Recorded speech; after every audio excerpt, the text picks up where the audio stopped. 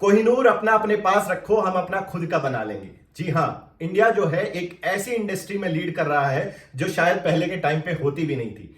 एक लैब में बनाया हुआ डायमंड, लैब ग्रोन डायमंड जिनको बोलते हैं, वो आज के टाइम पे एक ऐसी इंडस्ट्री निकल के आई है जो नेचुरल डायमंड उसको टक्कर दे रही है। नेचुरल डायमंड तो हम जो है आप माइनिंग करके निकालते हैं, लैब ग्रोन डायमंड लैब में बनाया जाता है और ये कई मायनों में नेचुरल डायमंड से भी बेहतर होता है।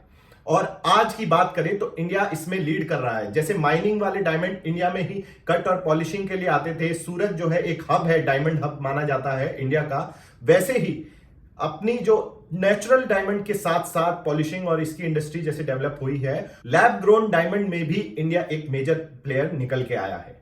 तो क्या है ये सारा माजरा, आज जानते हैं इस लेटेस्ट पॉडकास्ट में। मेरा नाम है captain Shashank and if you are not subscribe to the channel, consider subscribing, क्योंकि हम हर हफ्ते ऐसी ही वीडियो आपके लिए लेके आते हैं।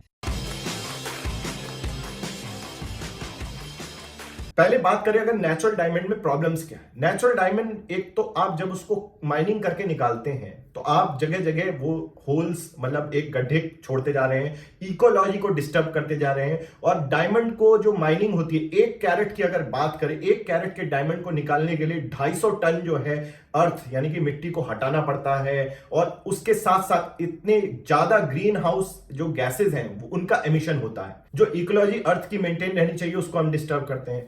दूसरी प्रॉब्लम उसमें, अगर आपने ब्लड डायमंड करके मूवी देखी हो लियोनार्डो डिकैप्रियो की, तो उसमें जैसे दिखाया गया है वो रियल उस पे बेस्ड है कि जहां अफ्रीका में ये जो माइनिंग होती है वहां पे बहुत सारी टेररिस्ट ऑर्गेनाइजेशन, इलेजिमेट ऑर्गेनाइजेशन इसको संचालन करती हैं, चाइल्ड लेबर का यूज करती हैं, फोर्स लेबर का, वहां पे स्लेव लेबर्स का यूज किया जाता है और उनको बहुत मारा पीटा जाता है, उनको जान से भी मार दिया जाता है कई सिचुएशंस में। अगर आपने वो पिक्चर देखी हो तो उसमें आपको बहुत देखने को मिलेगा। और साथ ही साथ जो वहां पे जो टेररिस्ट ऑर्गेनाइजेशन, इलेजिमेट ऑर्गेनाइजेशन जो ये पैसा इससे कमाती हैं, वो अपना फंड करती हैं उन एक्टिविटीज को, इलीगल एक्टिविटीज को, टेररिज्म को, इन सारी चीजों में उस पैसे को लगाया जाता है। तो वो एक प्रॉब्लम और है। बहुत सारी चीजें गलत हैं उन डायमंड्स के साथ, लेकिन आपको जान के हैरानी होगी कि 2021 में इनकी सेल्स जो है एक्सप्लोड कर गई। मतलब बाकी सारी इंडस्ट्री जो पैंडेमिक के दौरान पे नीचे जा रही थी, ये एक तरह से एक्सप्लोड कर गई।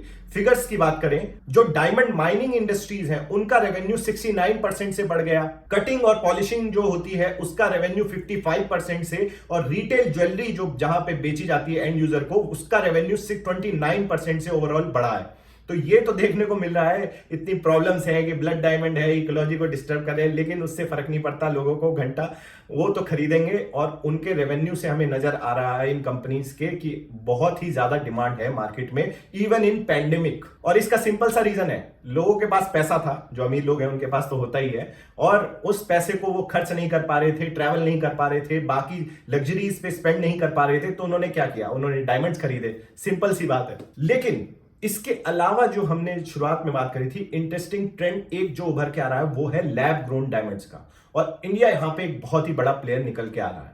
जैसे हमने पहले बात करी थी कि पॉलिशिंग और कटिंग में तो इंडस्ट्री में इंडिया पहले से ही आगे था। जितने भी डायमंड्स हैं वहां से माइन होकर इंडिया में कटिंग और पॉलिशिंग के लिए आते थे।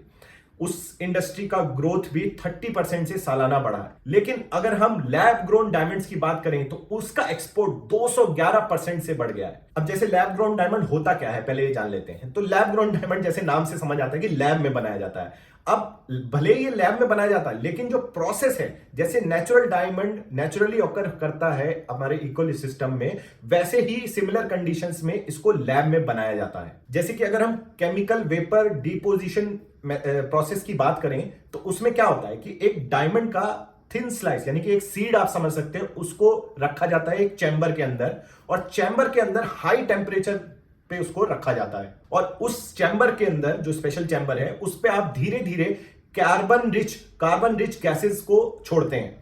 अब कार्बन रिच गैसेस जाके अंदर हाई टेम्परेचर पे जो कार्बन है वो बॉन्ड करने लगता है और अल्टीमेटली आपका डायमंड वहां पे बन जाता है। क्योंकि वो जो सीड आपने रखा था उस पे कार्बन बॉन्ड कर करके वो डायमंड वहां पे क्रिएट हो जाता है। और वो जो डायमंड निकल के आता है लैब में वो अनब्लेमिश्ड होता है, यानी पूरा मुकम्मल होता है, पूरा उसमें कोई इंपरफेक्शन नहीं होती। इनफैक्ट अगर आपको नेचुरल डायमंड और लैब ग्रोन डायमंड में फर्क देखना है तो आपको वो इंपरफेक्शन, ब्लेमिशनेस देखनी पड़ती है कि जो नेचुरल डायमंड होता है उसमें इंपरफेक्शन होती है, जो लैब ग्रोन डायमंड होता है वो बिल्कुल परफेक्ट होता है। तो एक तरह से बोला जा सकता है it is better alternative than natural diamond. एक तो ये लैब ग्रोन डायमंड परफेक्ट है ही है, इसके अलावा बहुत सारी एडवांटेज हो जाती हैं क्योंकि रिसोर्सेज बहुत कम लगते हैं इसको बनाने में।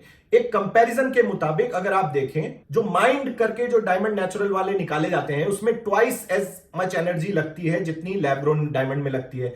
7 टाइम्स ज्यादा उसमें वाटर की कंजम्पशन होती है जो माइनिंग करके निकाला जाता है, और साथ ही साथ 4400 टाइम्स ज्यादा मिनरल वेस्ट क्रिएट होता है नेचुरल डायमंड जो हम माइन करते हैं। और यही नहीं, अभी और सुनिए, जो नेचुरल डायमंड की माइनिंग होती है उस पे 1.5 बिलियन टाइम्स ज्यादा एमिशन होता है ग्रीन हाउस गैसेस का। तो मतलब समझिए एनवायरमेंट के लिए कितना फ्रेंडली है ये लैब ग्रोन डायमंड। बट इतने ज्यादा बेनिफिट्स होने के बावजूद लोगों को क्या है, लोगों को वही चाहिए जो सबको चाहिए।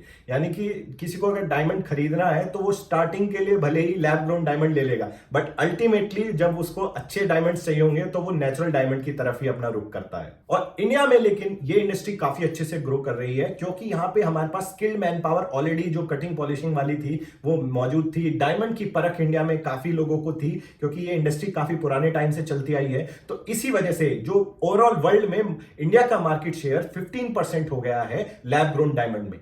और ये चीप भी पड़ता है क्योंकि इंडिया में थोड़ी लेबर हमें पता ही है चीप हो जाती है। और इसी वजह से एक एग्जांपल के तौर पे अगर आप 1.51 कैरेट का एक लैब ग्रोन डायमंड लेते हैं इंडिया से जो कि वीवीएस क्लैरिटी और ई कलर ग्रेडिंग का है, तो वो आपको करीब $3800 यानी $3800 का पड़ जाएगा। लेकिन सेम चीज अगर आप यूएस या कहीं और से लेते हैं तो आपको कम से कम 8000 से $8500 खर्च करने पड़ेंगे, जो कि यूएस या ऑस्ट्रेलिया में आपको मिल सकता है। और जहां पे ग्रोथ की बात आती है तो गवर्नमेंट का इंटरवेंशन बहुत जरूरी होता है ताकि उस इंडस्ट्री को प्रमोट कर सके। और यहां पे गवर्नमेंट का हमें बहुत ज्यादा सपोर्ट देखने को मिल रहा है।